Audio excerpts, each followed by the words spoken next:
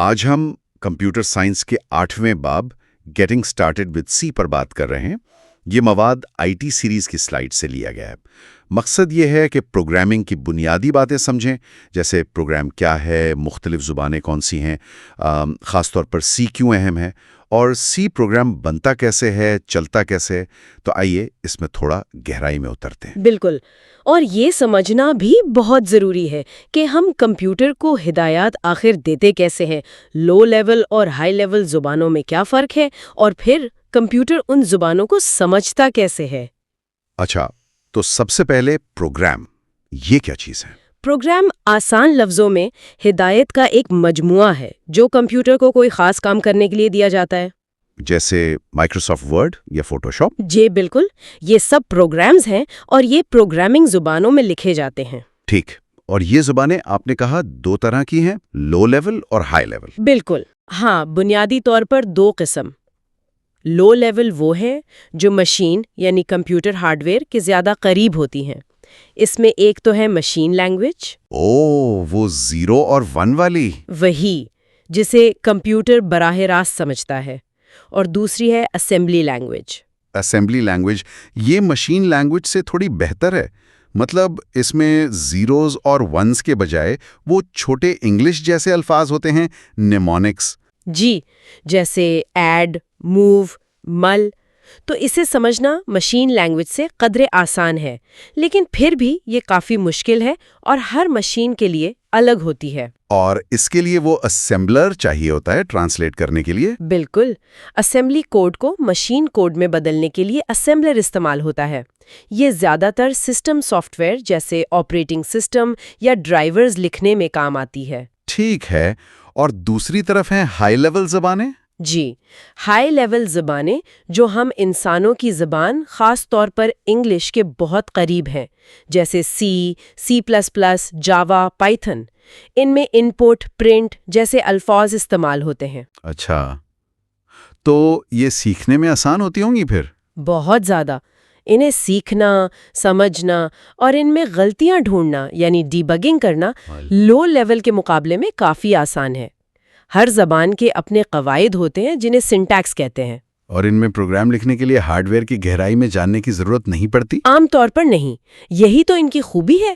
آپ مسئلے کے حل پر زیادہ توجہ دے سکتے ہیں۔ تو ان کی خاص باتیں کیا ہوئیں؟ سیکھنے میں آسانی، غلطی پکڑنے میں آسانی؟ جی، اور اسٹینڈرڈائزڈ سنٹیکس یعنی ان کے اصول کافی حد تک معیاری ہوتے ہیں، اور مشین انڈیپینڈنس۔ ہاں، مشین انڈیپینڈنس، یعنی ایک پروگرام مختلف کمپیوٹرز پر چل سکتا ہے، یہ تو بڑی بات ہے۔ بالکل، نظریاتی طور پر تو یہی مطلب ہے۔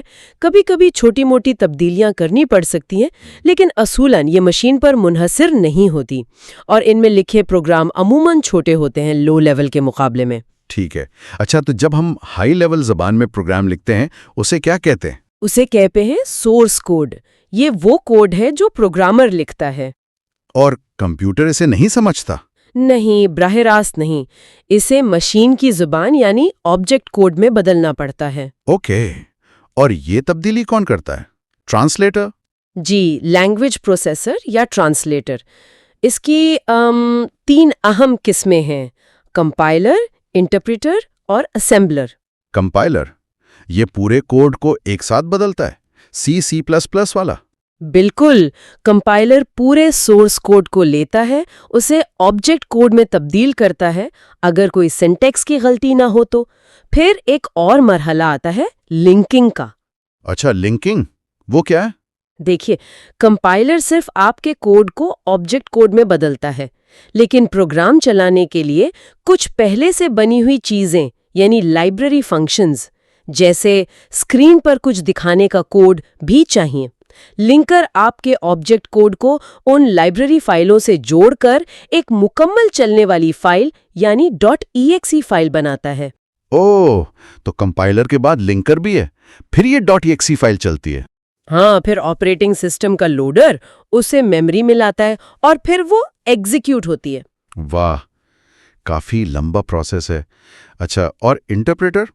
انٹرپریٹر کیا کرتا ہے کہ وہ سورس کوڈ کی ایک ایک لائن کو لیتا ہے، اسے ترجمہ کرتا ہے اور فوراً چلا دیتا ہے، پھر اگلی لائن پر جاتا ہے۔ जैसे GW बेसिक में होता था? बिल्कुल, ये कोई ऑब्जेक्ट कोड फाइल नहीं बनाता।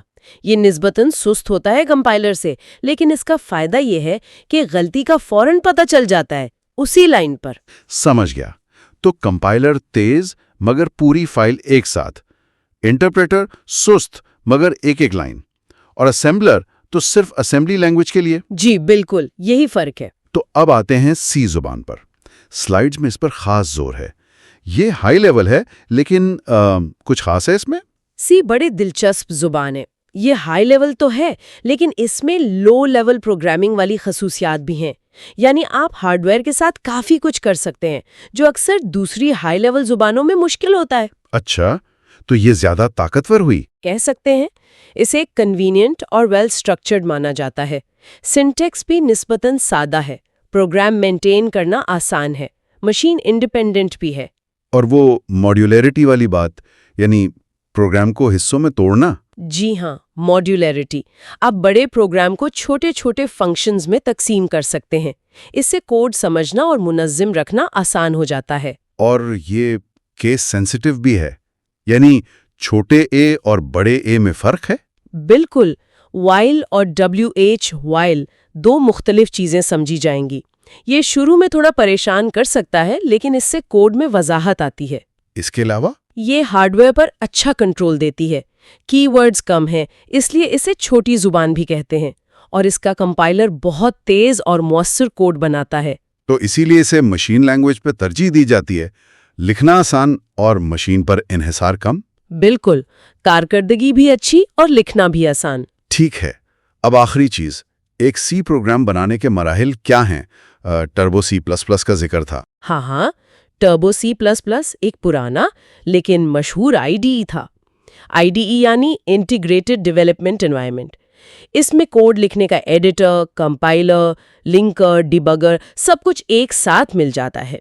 आजकल तो शायद दूसरे IDEs इस्तेमाल होते होंगे। जी, आजकल visual studio code, code blocks, Dave C++ वगैरह ज्यादा आम है। लेकिन जो बुनियादी मरहले हैं ना, वो तकरीबन वही हैं। वो क्या है, जरा बताएं। सबसे पहले तो आप प्रोग्राम लिखते हैं, यानी क्रिएट या एडिट करते हैं एडिटर में। ठीक है, कोड लिख लिया, फिर उसे सेव करते हैं। आमतौर पर फाइल का नाम .c एक्सटेंशन के साथ खत्म होता है, जैसे myprogram.c। सेव हो गया। अगला कदम कंपाइल करना। कंपाइलर सोर्स कोड को ऑब्जेक्ट कोड .obj फाइल में बदलता है। यहीं पर वो सिंटैक्स की गलतियां भी पकड़ता है। अगर गलतियां हों तो वो बता देगा, और अगर गलतियां ना हो तो .obj फाइल बन जाती है। फिर आता है लिंक का मरहला। लिंकर इस .obj फाइल को जरूरी लाइब्रेरी फाइलों के साथ जोड़कर .exe फाइल बनाता है, वही चलने वाली फाइल। जी, इसके बाद ऑपरेटिंग सिस्टम का लोडर इस exe फाइल को मेमोरी में लोड करता है। और आखिर में एग्जीक्यूट, आप प्रोग्राम को चलाते हैं यानी रन करते हैं। वाह! लिखना, सेव करना, कंपाइल करना, लिंक करना, लोड करना और फिर चलाना। एक सादा से हेलो वर्ल्ड के पीछे भी इतनी कहानी है। बिल्कुल। तो ये था एक जायजा के प्रोग्राम क्या हैं, ज़बानें कैसी होती हैं, ट्रांसलेटर्स क्या करते हैं, सी की क्या अहमियत है और एक प्रोग्राम बनता और चलता कैसे है। अहम बात ये समझ आई कि सी जैसी हाई लेवल जबानों ने प्रोग्रामिंग को वाकई बहुत से लोगों के लिए मुमकिन बनाया है। कंपाइलर, लिंकर जैसे टूल्स ना हो तो ये काम बहुत मुश्किल हो। जी हाँ। और आखिर में एक सवाल जो सामीन सोच सकते हैं। सी ज़बान देखें तो 70 की दहाई की है, काफ़ी पुरानी हो गई, लेकिन इसके जो बुनियादी उसूल हैं, स्ट्रक्चर, एफिशिएंसी, हार्डवेयर से कुर्बत, वो आज की जो नई ज़बानें हैं जैसे जावा है, पाइथन है, C# है, इन पर कैसे असरअंदाज हुए हैं? क्या इनमें भी सी का कोई अक्स नज़र आता है?